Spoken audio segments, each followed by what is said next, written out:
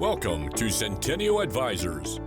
We use our cutting-edge technology and collaborative client-focused brokerage team to provide the highest level of professional service at all stages of our clients' investments.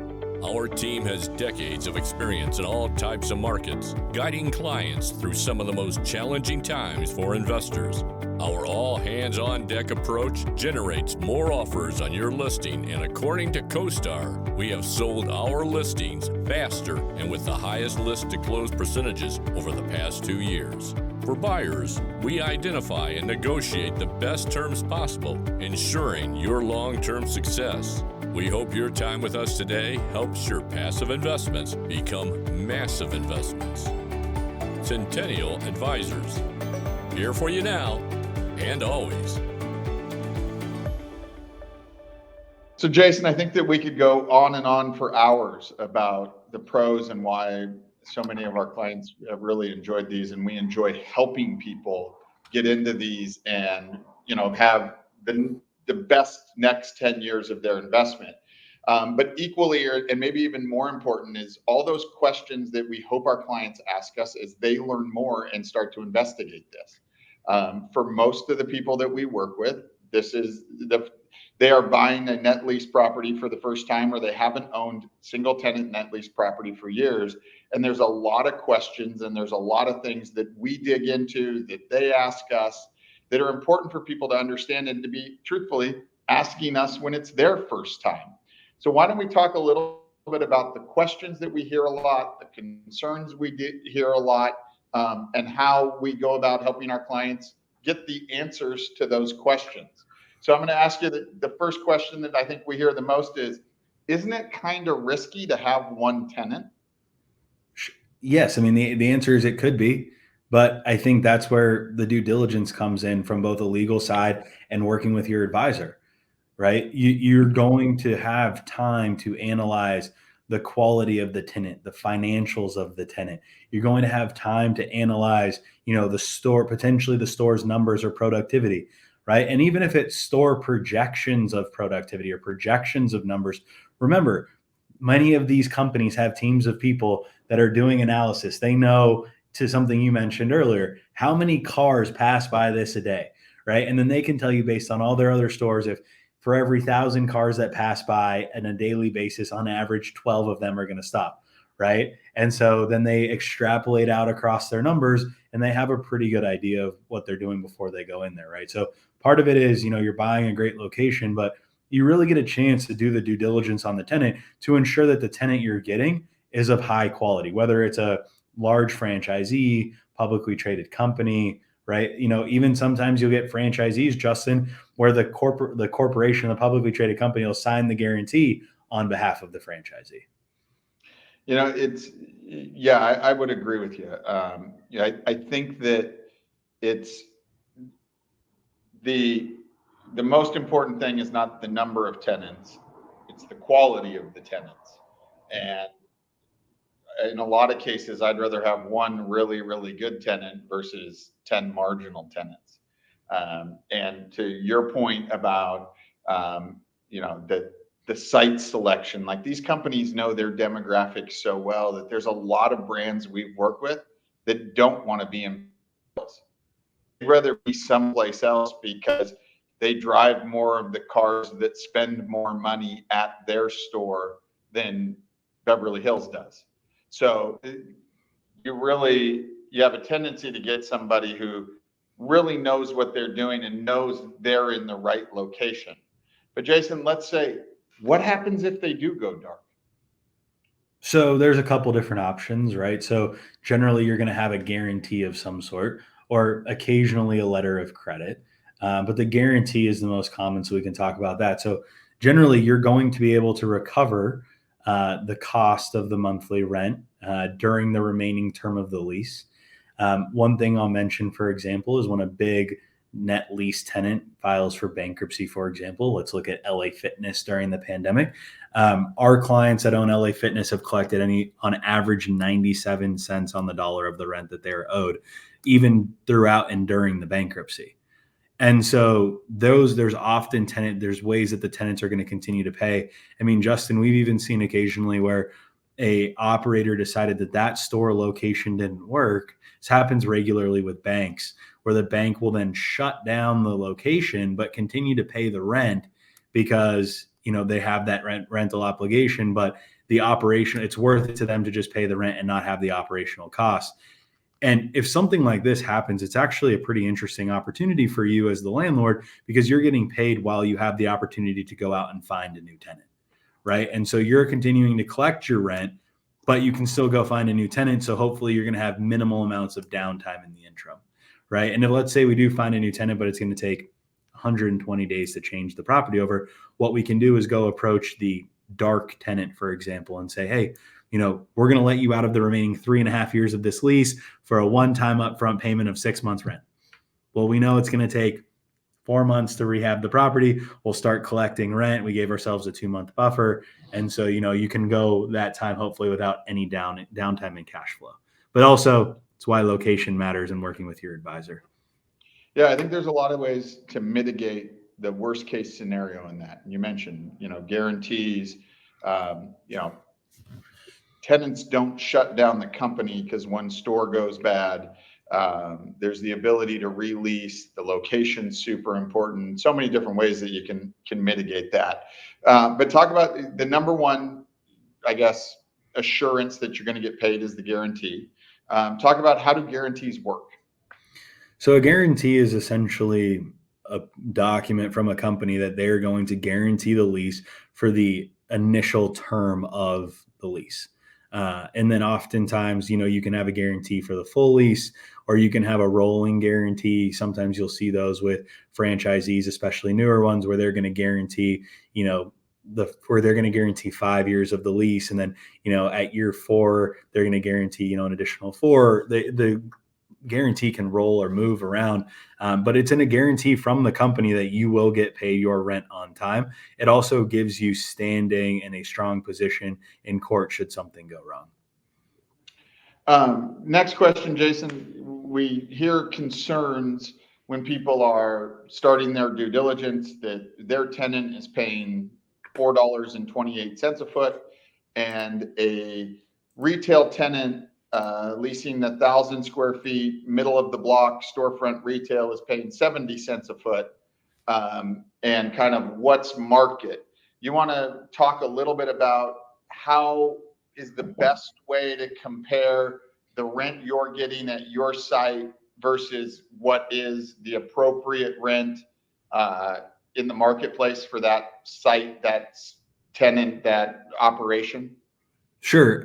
First off, I would say talk to your advisor about this, because this is something that a broker would normally handle.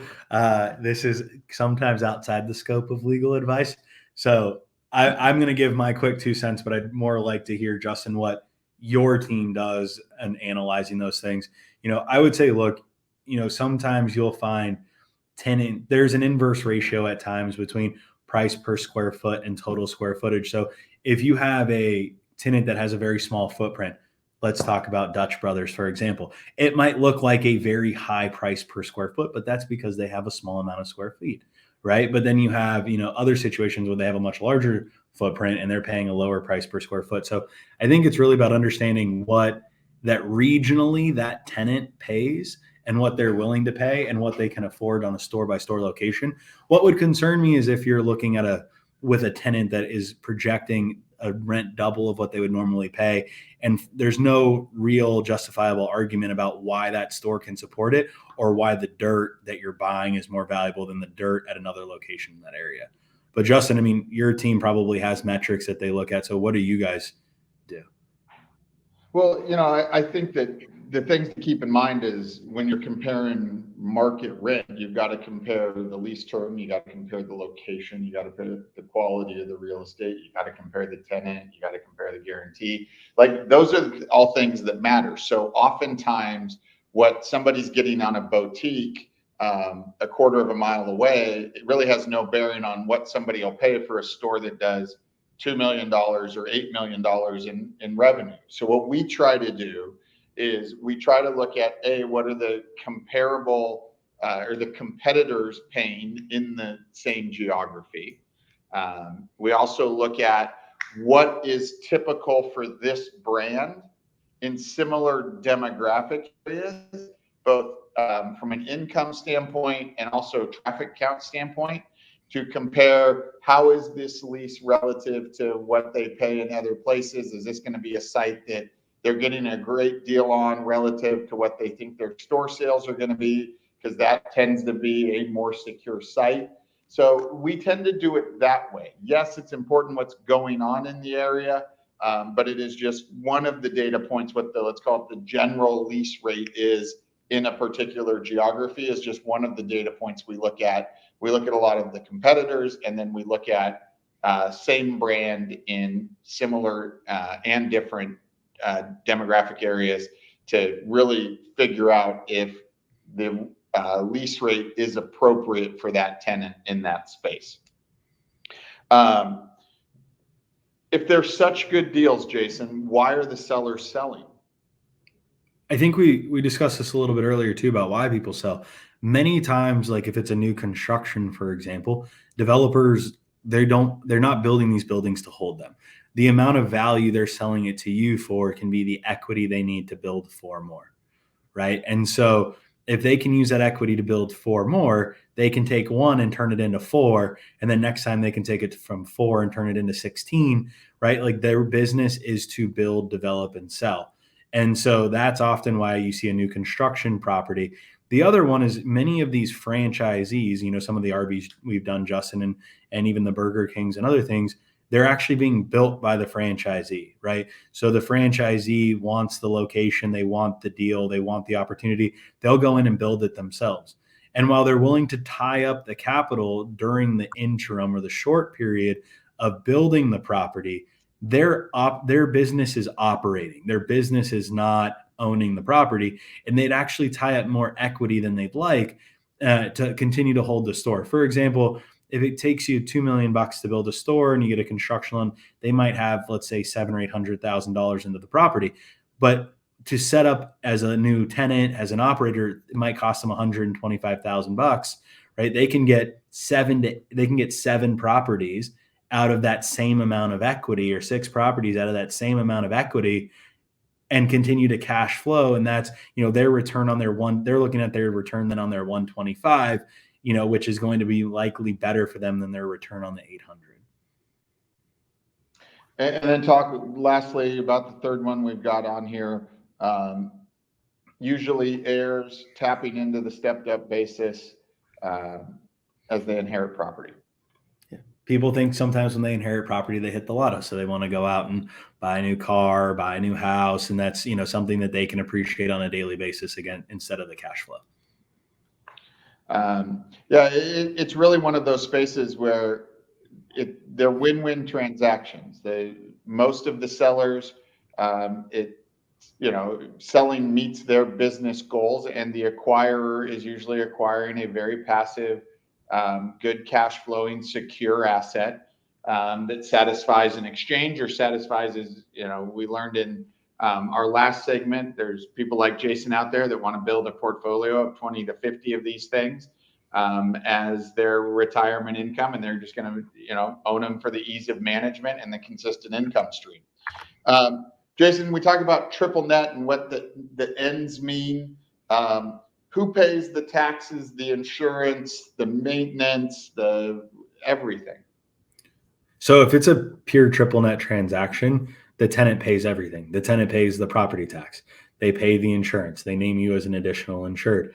Most of the tenants actually get set up so that they get the property tax bill directly. If not, you get it and you send it to the tenant and they pay it. And then the tenants pay for all the maintenance, whether that's, roof repair, parking lot repaving, landscaping costs, exterior, it all depends. And so that would be a pure triple net. There are some versions of it too, where it's more of like a double net, where you might be responsible for roof and exterior structure, or parking lot and roof. But oftentimes, your advisor can work to find you whatever you're looking for. And if that's a pure triple net, they'll be able to find that for you. Fantastic. Now, different than maybe, leasing out a small space or a multifamily unit that has a 3, 5, or 7-page lease. Some of these can get pretty extensive. If clients never read a a triple net commercial lease before, how do they protect themselves?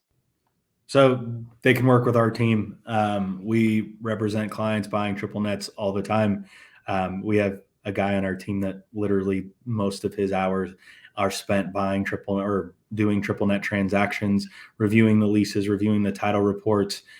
Especially it's important to look at title on these because they're often in big shopping centers. So you need to understand, what we would refer to as CC&Rs or property restrictions, easements across the property. So we have a team that will work with you, let you know, any pitfalls in the lease, what's industry standard, what you need to know, and even remind you of what your responsibilities might be, right? Because sometimes it's still a pure triple net, but you're going to get the tax bill and then you need to send it to a specific place. Now, granted, it'll probably take you 15 minutes once a year. So I apologize for the slight amount of work you'll have to do. But that's just sometimes a requirement, and often because the county won't send it to the tenant. Next one is, when we talk about the positives, we talk about very little to do, ability to buy in, more tax-friendly states, ability to make more cash flow outside of California. But what comes with that is often a question that we get, which is, how do I know the tenant's going to keep up the property if I'm not able to drive by and see it 3 times a week? How do they know that that's going to happen?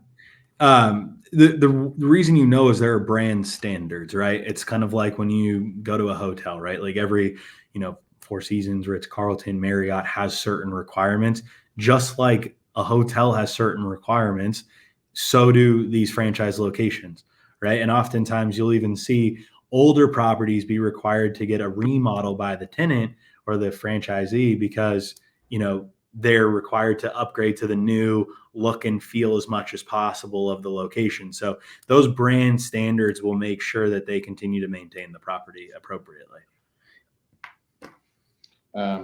Fantastic. One of the things that some people face when they're looking at different properties is some buildings will be a ground lease where you're just owning the land when you initially acquire the property and the building is owned by the tenant. Talk a little bit about those and what might be the pros or cons of investing in one of those versus one where you get the building and the land. Yeah, so the pros are oftentimes, you have to pay less money down. It's a smaller burden on the tenant. And so you also can get a larger return. So it might be an opportunity if you don't have as much money available to buy one of these to still get into, a net lease transaction. And so it's a benefit. And if you don't need additional or new depreciation, you can get into a tenant you might not have been able to, or you can get a property that you wouldn't have been able to afford if it was, fee simple with the building. And then at the end of the land lease or the ground lease, you actually get the building back. And so there is that benefit as well. Essentially, you can end up owning the building without paying for the cost. And so that's, some of the benefits. Some of the downsides, if the land lease is less than 35 years, you can't 1031 exchange into it. You'd have to buy it with fresh cash. Also, you don't get any depreciation. I guess that would be the other downside that we're, used to, because we have a lot of clients that want that depreciation. So. Awesome. Next one is people, after they start to see these and they want super security, is should I only buy publicly traded tenants if I want security? No, I don't think so. I think that it's about the profile of the tenant, right? There are some publicly traded tenants that have horrible credit. And then there are some, a lot of privately held tenants that have great credit and have great cash flow. And we have, privately traded or privately held franchisees, Justin, that do more revenue than some of the publicly traded companies, right? Because they just happen to own 400, 500, or 600 locations, and, their cash flow is fantastic. They know how to operate, and it just happens to be held by a private family office, for example, right? Or a private group of investors. So it's not absolutely required. One of the questions we get asked, and maybe you can talk a little bit about this client, because I know you've worked with them and all the cities are there, the variety of places they own, is how often do I need to go see these once I own them? We have clients that don't even see them before they buy them, which I'm not necessarily recommending, but it's an option. Once you own it, though, you don't need to go see it at all, right? Maybe go see it if a lease is coming towards an end and you want to kind of understand what the area looks like and, renegotiating a new lease for that tenant or a new tenant, but you really don't need to go see them at all. The only benefit of going to see them is if they happen to be somewhere where you own another property. That might be for vacation, for example, and you can write off, the trip because you're going to see that property. We have clients occasionally that are looking in the, Utah area near Salt Lake City and Park City and some other places, or Colorado near Aspen, or, there's a bunch of opportunities where if you happen to just, go see your property and then spend a few other days doing something and then go see your property and go back to the airport, you can expense the trip to the company, or at least the flights and some of the lodging and the rental car and other things. As somebody who goes to Colorado fairly frequently, I've been trying to sell a deal in Glenwood Springs for quite some time. But that leads to the next question. So where should I buy it? I think you just want a good located property, right? Like, I don't think that it has to be in California or Texas or Florida, right? Like a big state. It can be in a smaller state if it's well located, right? Like you can be in, Birmingham, Alabama, or you can be in, even in the outskirts of a major city. I mean, the Whitewater car wash we did, Cleveland, Texas, is a successful suburb of Houston. You don't have to be in the biggest city, but you want to be well located in the area that you are, right? Or you want to be in a location that's going to drive traffic in that area. I mean, we've done deals, Justin, I think in Indiana, where you would think normally, what are you doing in this town in Indiana? But it was the quick service restaurant on Main and Main across the street from a university in a smaller town, and a great tenant, right? 900 plus units, publicly traded, but it happened to be that guarantee, plus being located right across from a university, which was the business driver of the area. We thought it was a great deal, and it has turned out to be a fantastic opportunity for that client. So. Yeah, I think the location thing, you're right. Some people get tied in on like a state, or it's got to be here. That real estate is still pretty local. So whether the state's, red or blue or whatever it is, it's still a local thing. And there's some neighborhoods, cities, towns that would be great for that particular tenant. And there's other places where we probably wouldn't recommend it. And for a different tenant or, a different investor profile, we'd recommend different things. But there's certainly a ton of research that we can do to make sure that it is, at the end of the day, a very solid area for that particular tenant. Jason, one that I heard recently was, but I want you to share the answer, is I had a friend who had a Walgreens that didn't pay rent in the 11th year. Do they all have that in their lease? So some holiday rent provision that was in a Walgreens lease. No, they don't all have that. Sometimes you'll see as like an incentive to accept an extension that they might get a month or two of free rent, or towards the end of the term, after they've had let's just say they have, a year before they need to let you know if they're going to keep the rent or not, or extend the lease. If they do extend, they get a month or two of free rent. So no, it can happen from time to time. There are interesting terms in a bunch of different leases, but that's our job to make sure that, that we let you know that that's there. It's our job to make sure that you understand where it is. And, maybe we can negotiate something from that, right? Like Justin, I think we did another deal recently where on like the 6th year, 7-Eleven got a free 2 months of rent, and we actually factored that out of the purchase price. Right. So we got a discount now up front, knowing that we were going to have to take care of that later. Sometimes some comments are, I don't like or shop at that store. Okay. Just because you don't like to shop at that store doesn't mean that there aren't a lot of other people that shop at that store. There's a lot of people in Southern California, in certain beach cities, for example, that don't go to Walmart. But I believe Walmart is the largest physical location retailer in the United States of America. I'm pretty sure all of us on this call would be thrilled to own a property that was anchored by a Walmart on a net lease transaction. I know I certainly would, right? I've talked, we have a friend of ours, a friend of my wife's, who she played volleyball with, who works for Nestle and does stuff with Dollar General. And, people are like, oh, Dollar General. Well, there's, I think, 19,000 Dollar General locations in the country right now, growing to their target in the next 10 years is to grow to 27,000 Dollar General locations. They're trying to open something like 1,000 a year for the new ones for the next 7 years, and they remodel another 1,500 a year. But like they go into locations that other places won't. And so they open small grocery stores or small stores and locations where it doesn't make sense for anybody else to open it. But there are a lot of people that will go and shop at Dollar General because that's what's available to them. Right. So just because you don't do it doesn't mean, just because you don't need it In-N-Out or Chick-fil-A doesn't mean that it's not a good, investment or a good tenant to own their asset. It's interesting you say that about a Dollar General. I've got a client who's bought a lot of Dollar Generals over the last 10 years. And I think if they've bought $10 Generals, they've been in $10 Generals in their entire life. Like the only time they've ever walked in them was to do the physical inspection. Right. It's just not their store, like this Starbucks that's up on the screen. I've sold quite a few of them. I have a lot of clients that are super satisfied owning Starbucks. I've had 2 cups of coffee in my entire life. One of the other ones we hear on the fast food side is, Arby's. I can't remember the last time I went to Arby's. Well, for maybe a lot of us on the West Coast, we haven't been to Arby's in a while and remembered how good their curly fries are, or beef and cheddar. But one of the early transactions we did is an Arby's that's been paying every month for the last 16 years for a client that's been super satisfied because it's the right location for Arby's where they're located.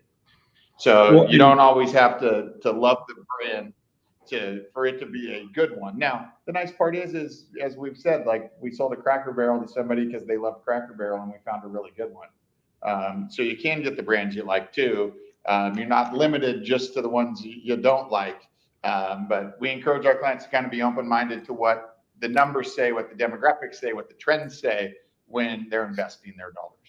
Well, and Justin, to that point, right? Like some people's personal beliefs disagree with, some of the beliefs of, the ownership or the corporation, right, on certain topics. And they're like, well, I couldn't own that store. Well, okay, that's a personal decision, but that doesn't mean that store isn't a good investment, right? And, we've talked a little bit now about Dollar General. Like there's not really any Dollar Generals in California and places where many of our clients live or even go.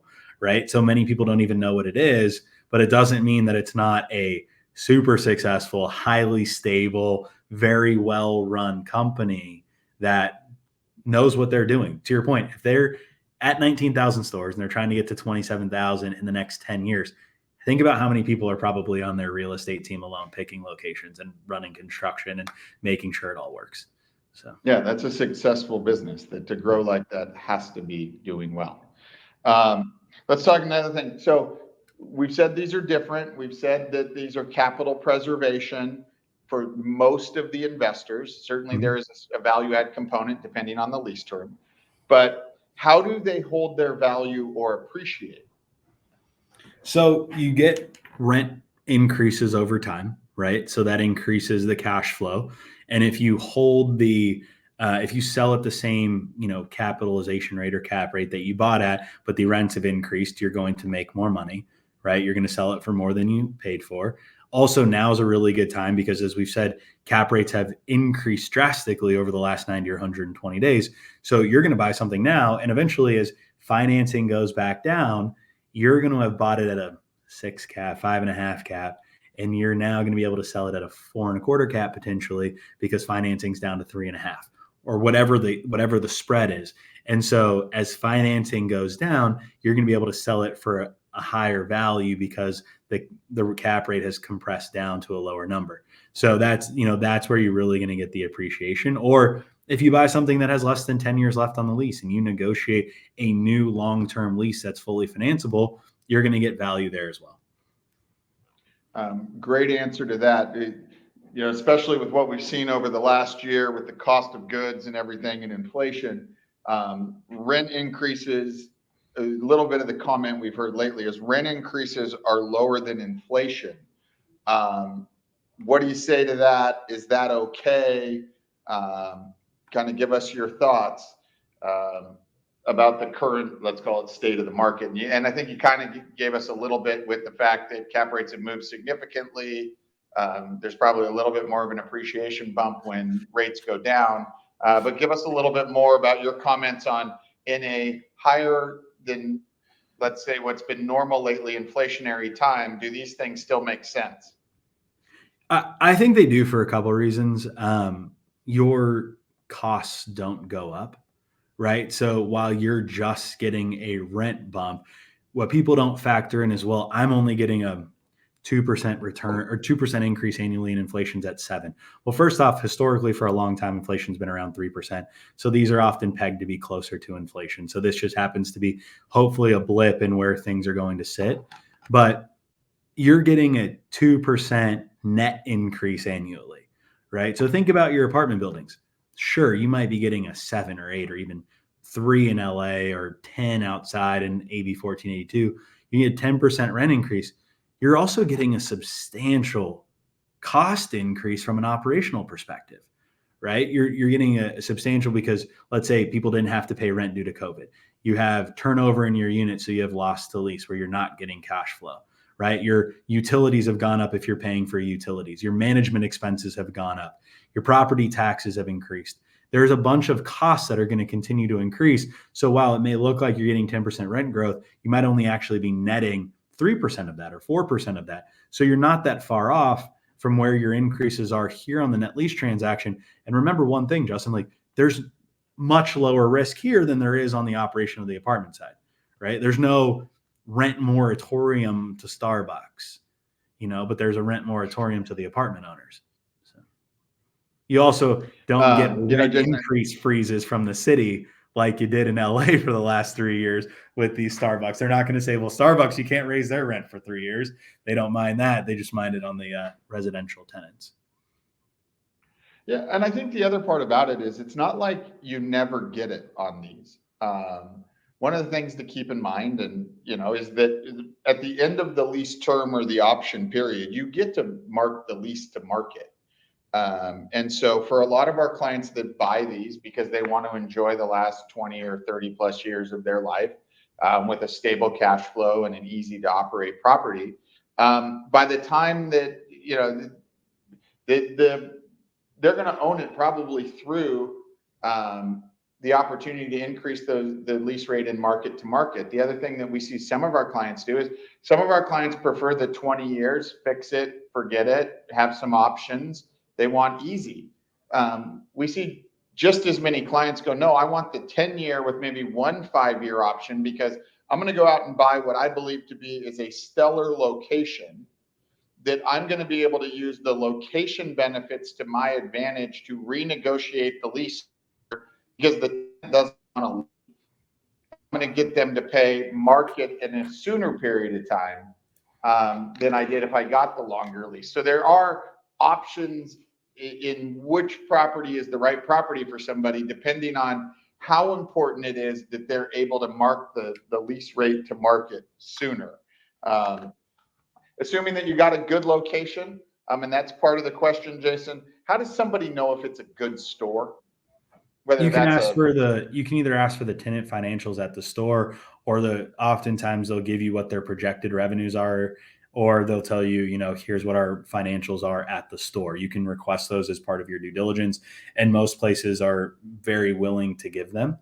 And it's interesting too, Justin, you talk about people that are looking at the 10-year lease with 1 5-year renewal. So I just looked up 2 of the more popular quick service restaurant franchises, right?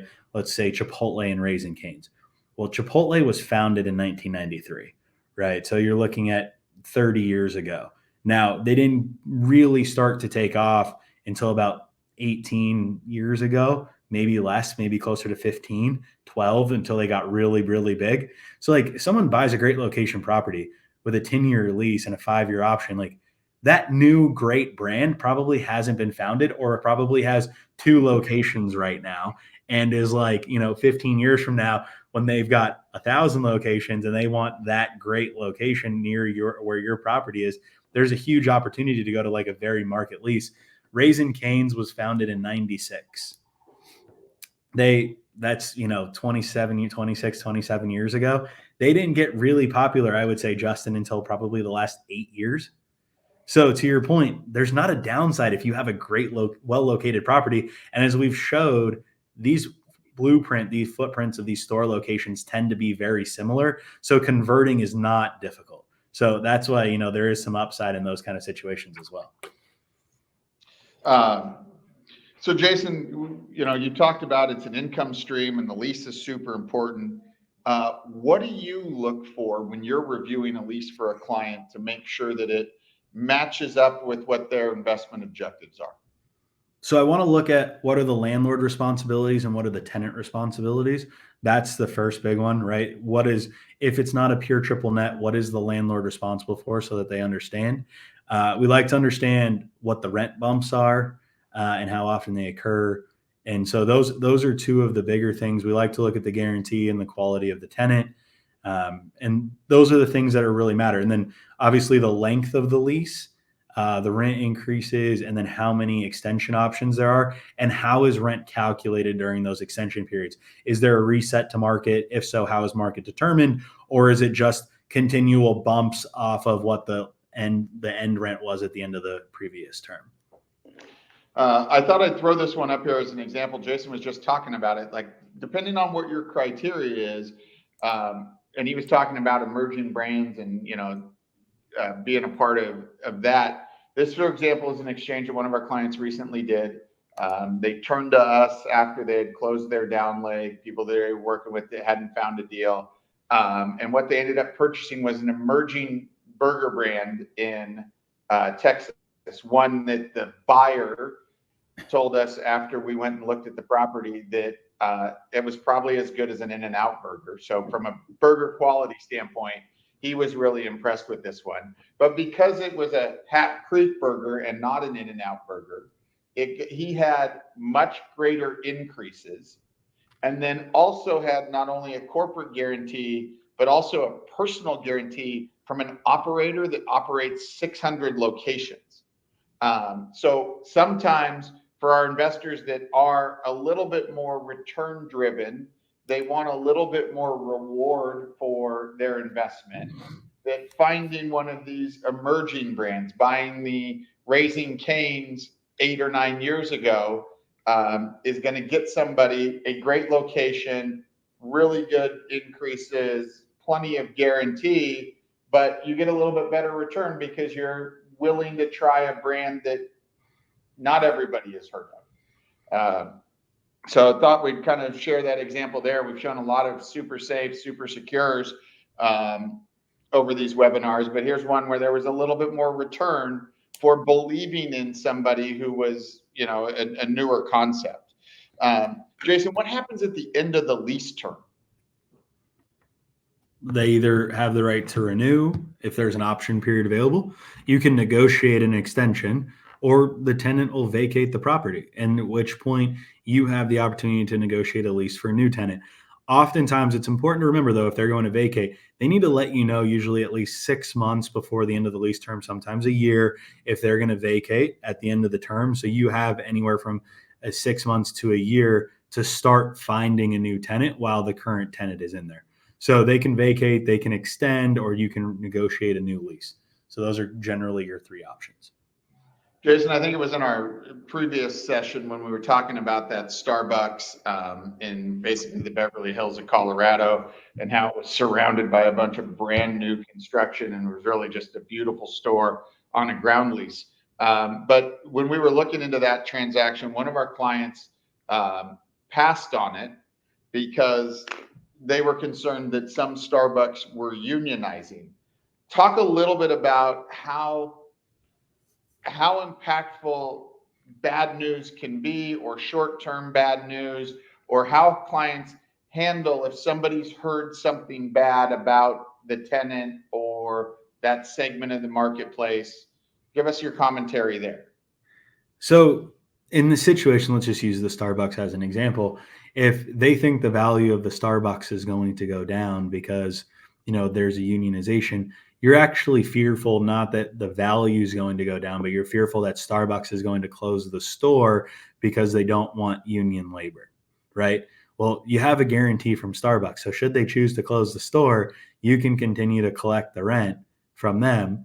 And then you can go out and try to re-tenant the property, right? Or you can continue to collect the rent until the end of the term. And in the meantime, you just collect the cash flow. So as long as you have that strong guarantee, I don't think that there's really any risk there should they choose to shut down and stop operating the store, right? Like this isn't if a store chooses to unionize, it's not a, act of God, force majeure that would cause a cancellation of the lease.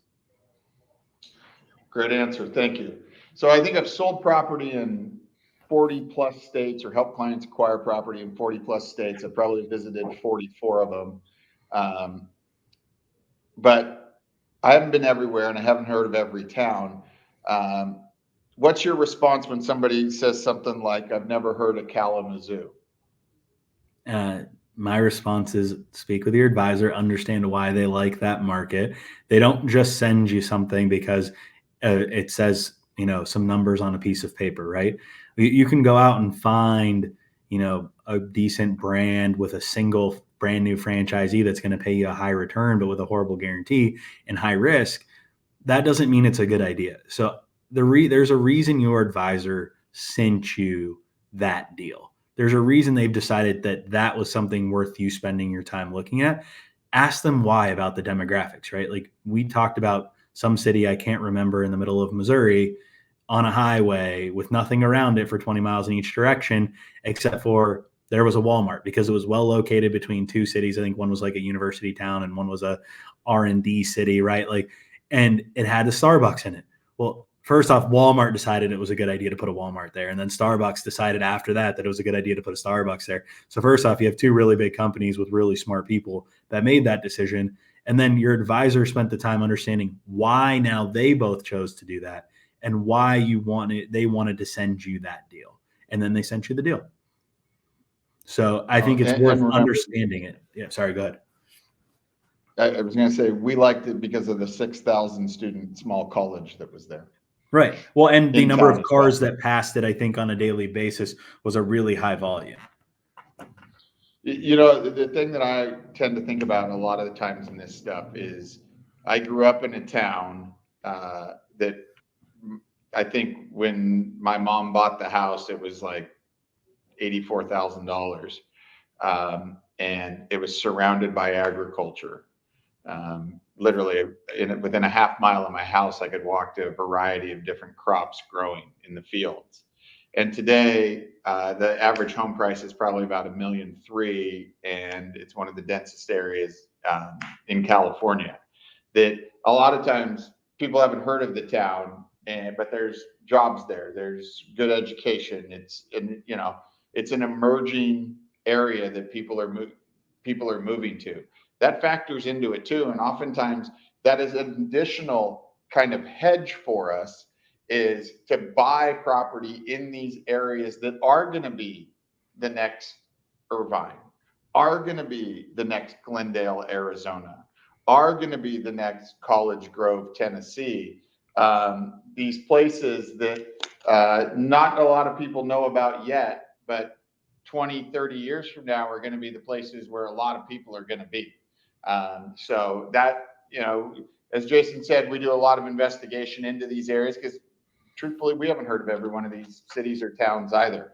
But there's plenty of data out there that we can help our clients figure out where the right ones are. And Jason's mentioned a couple places that we may not have known of before we saw the property, but once we really dug in, once we visited the property, once we did all our investigations, we realized this spot was going to be a really good investment. Jason, we'll finish with they can't all be that good. In your mind, what does a bad one look like? A bad one to me looks like a poor location, first off, right? I think if we go back to the most simple thing that everybody learned about real estate first, location are the three things that matter. So a poor location is probably the biggest factor, right? Because even a great location, poor tenant can be re-tenanted because it's a great location. I think the second thing is, a poor lease, whether it's well below market with, not correct increases or resets, a poorly drafted, lease as it pertains to favorability to the landlord. And then I would say, lease term, how much is left, and then the quality of the tenant is the last part. Small franchisee struggling at other stores potentially, or this store is already struggling when you go in to buy it. So, I think you used an example earlier, Justin, of a deal where some realtor or broker promised one of our clients a better return. And they went out and saw the property. And when they looked at they met the store owner, and the store owner's like, I'm owed, or the property owner, and they're like, I'm owed X, Y, and Z, hundreds of thousands by the tenant. The tenant's probably going to close down. The tenant's probably going to, this, that, and the other thing. And we're not being disclosed any of this, by the, I was still representing the client on that deal too. We weren't being disclosed any of that by the brokers. Right. And so we found it out through our own due diligence that was a problem. So I think those are the big things, right? Poor tenant, poor strength of tenant, poor lease, and most importantly, poor location, because a well-located property can always be repurposed to something where you're going to make money. It's just, if you have a poorly located property, you're probably that's the worst of all scenarios. Jason, you bring up an interesting point that I think we'll close with, is that oftentimes when we go through this process in a really good way, our client doesn't buy the first one they write an offer on. Right. Through the due diligence process, through the amount of inventory that comes on the market, usually we work through one or two or even 4 or 5 that just aren't right. But over the course of an exchange ID period or just a typical acquisition period, there are enough of them out there to really figure out and find the right ones, the ones where we figure out all the details. We're certain it's of high quality. Our client's seen it, liked it, all those things. It's really kind of one of the advantages of investing in net lease property, is how many we get to see and how many we get to compare against each other. So as we look into the rest of 2023, as I said, I'm super excited and optimistic about where the net lease market is going to be for a lot of our clients. We've seen returns increase a good amount just over the last 6 to 9 months in response to interest rates. But we still are working with a lot of very successful operators that have grown through COVID, that have experienced good years, that are expanding, and that have very prominent, recognizable brands in the marketplace. Jason, it's been really fun talking with you, not only about why people like to do it, but also talking about the concerns, the objections, the questions we get, because as we've talked about a lot, a big part of this is educating people on something that they're not too familiar with, and they don't want to put a bunch of their money at risk. But once they understand what the positives are, once they understand how to mitigate the concerns and the risk, we've had the good fortune of helping a lot of clients get into buildings that make them more money, that are newer, that reduce their management, that get them better tenants, and that really are a much better match for their next 10 years of investing than the property that they have. Thanks a lot for joining me today. We wish you all the best. If there's any assistance that Centennial can provide, or Jason and his team at Buchalter can provide, by all means, please reach out. We'd love to be a part of helping you get into the best properties possible. Thank you very much.